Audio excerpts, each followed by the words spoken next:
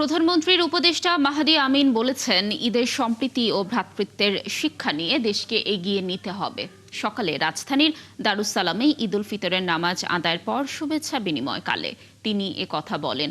দারুস সালাম জামে মসজিদে ঈদের নামাজ আদায় করেন তিনি। স্থানীয় এলাকাবাসী ও মুসল্লিদের সাথে ঈদ শুভেচ্ছা বিনিময় করেন।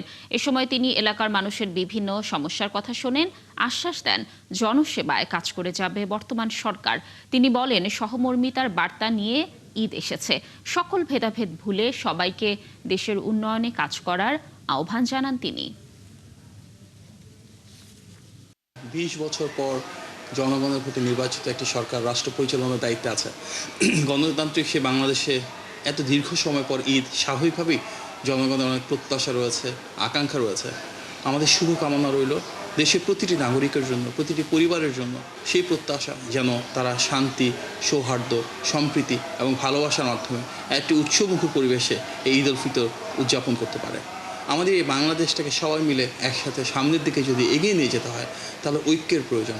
আজকের ঈদের মতো একটা গুরুত্বপূর্ণ একটি দিনে আমরা সেই ঐক্য প্রতিষ্ঠা করতে চাই দেশে।